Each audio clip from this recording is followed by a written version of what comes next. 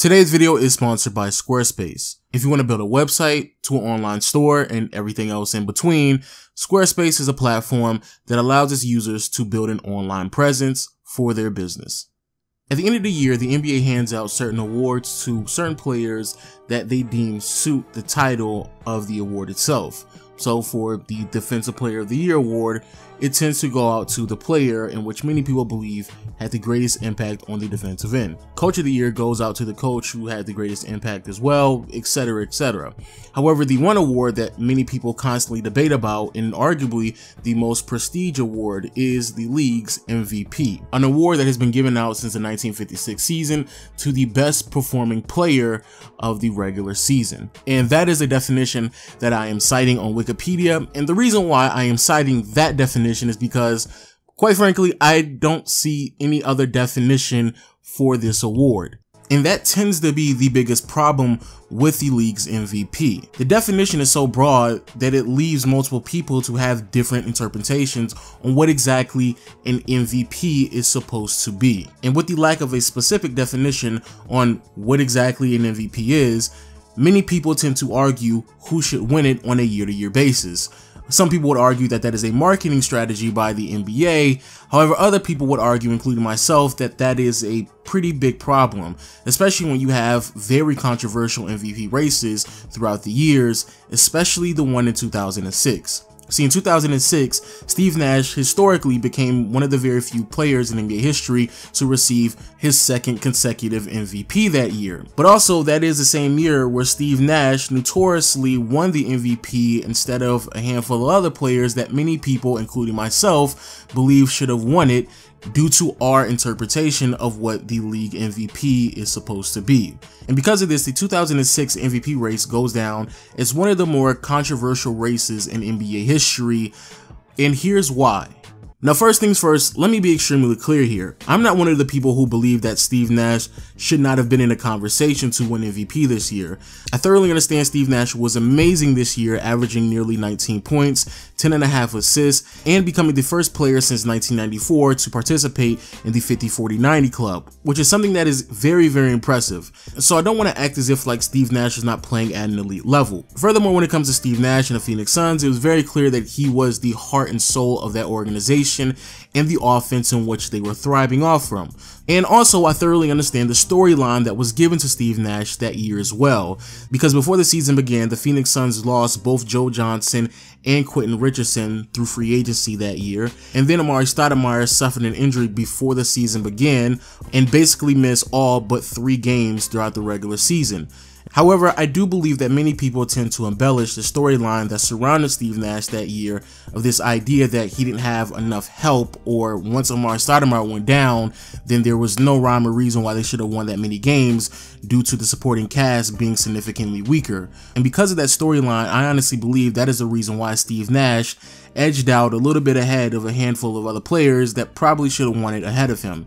Because if we're going to be honest with ourselves, again, sure, Amari Stoudemire wasn't there anymore, and Quentin Richardson and Joe Johnson was no longer part of the team as well.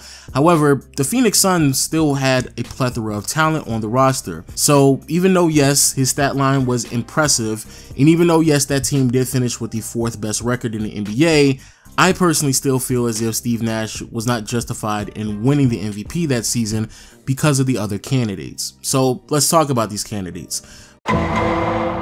Specifically, OG, did Steve deserve 2 MVPs, but people feeling like Kobe deserved more than 1 in his career? Kobe this year was historically great when it comes to scoring and led a team that was full of scrubs on his roster. This is the year in which Kobe had to share the same floor with some of his more infamously known teammates, such as Smush Parker and Kwame Brown. And even though, yes, the Los Angeles Lakers only won 45 games this year, which is probably the biggest reason why Kobe didn't win the MVP this season, but still 45 games is rather respectable, the Los Angeles Lakers still finished with a top 10 offense and a league average defense according to Basketball Reference. And oh yes, let's not forget that statistically speaking, Kobe Bryant, like I said before, was historic. This season, Kobe Bryant averaged over 35 points, 5 rebounds, 4.5 assists, nearly 2 steals, while shooting 45% from the field, nearly 35% from behind the arc, and 85% from the free throw line. This is also the year in which Kobe Bryant scored 81 points against the Toronto Raptors and single-handedly outscored the Dallas Mavericks in 3 quarters by recording 62 points. In the 2005-2006 season, Kobe Bryant was amazing, and it's almost unbelievable that he finished so low in the MVP race this year. And because of Kobe Bryant's single-handed heroics night in and night out, it tends to beg the ideological question of what exactly an MVP is. Because by many people's accords, the best player who is on a trash team should be the player to win the MVP that year. The reason why I don't like that logic is because, quite frankly, that tends to be the truth with a lot of players in the MVP race. And I am a purist in many regards, and when it comes to winning the MVP award, there has been a consistent theme of leading your teams to a certain amount of wins, excluding some seasons, that more than likely is a requirement for you to win the MVP.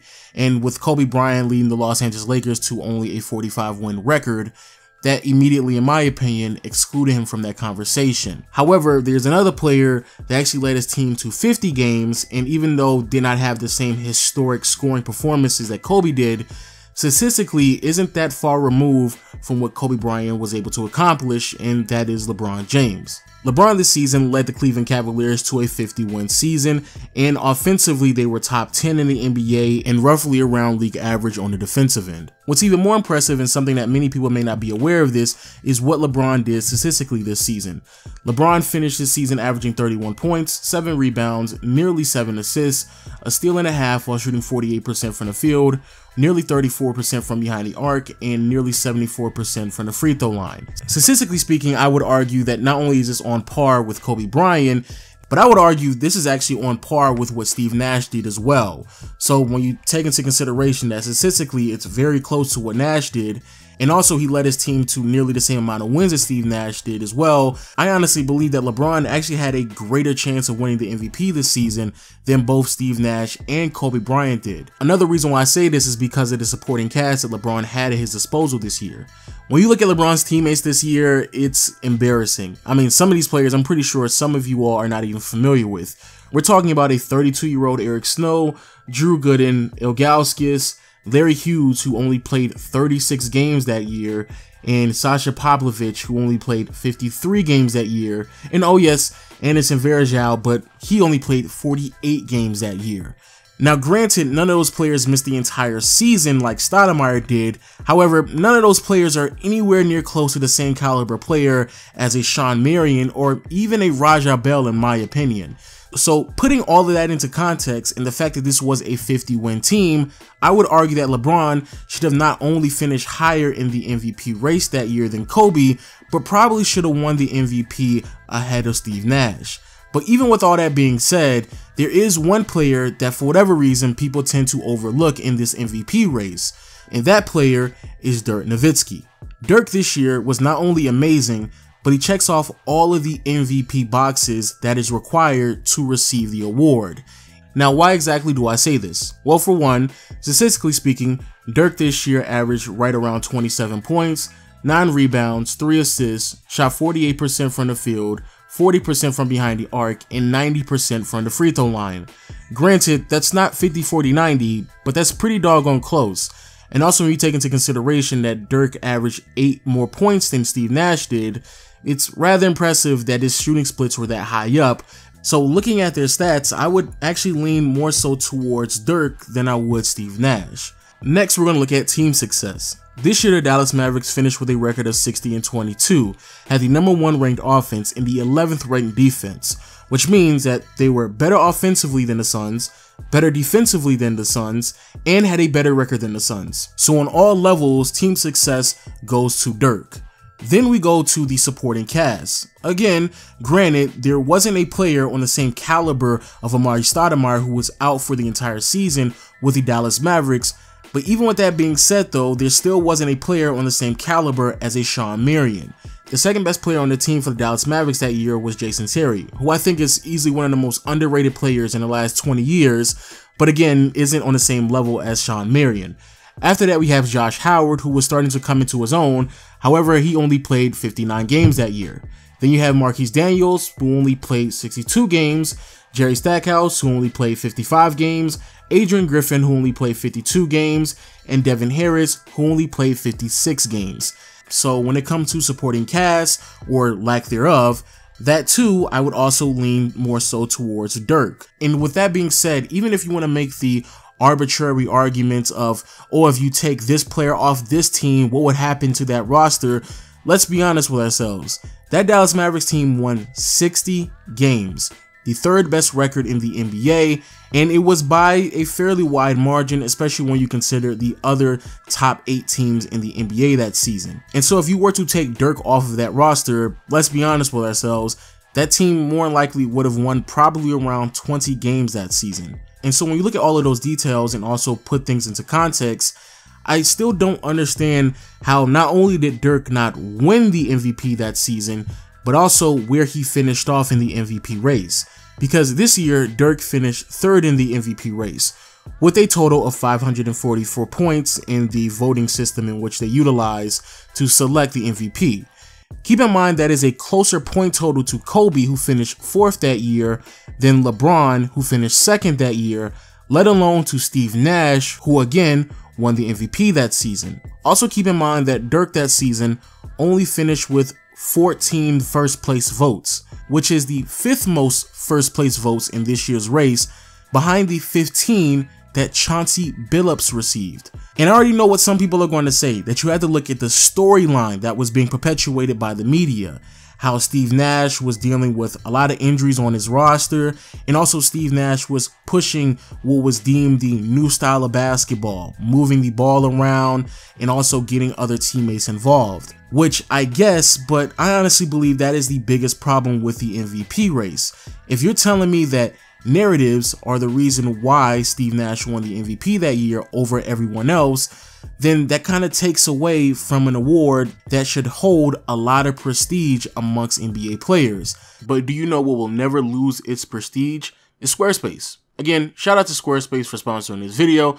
And for people out there who don't know what Squarespace is a platform that allows its users to build an identity online, regardless if it's a shop or just a website for your business. Squarespace has all the tools that are needed. And for me, the biggest perk for Squarespace is that you don't need to know anything about coding or any previous history with coding to make a really good platform. The layouts are already there through templates and other tools on the platform that Squarespace gives you.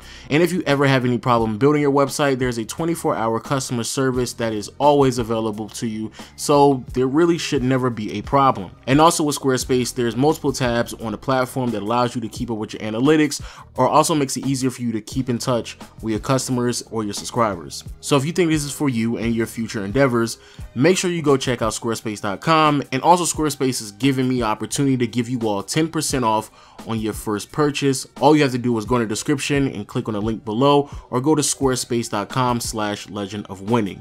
And again, the link will be in the description. And also, huge shout out goes to Squarespace for sponsoring this video.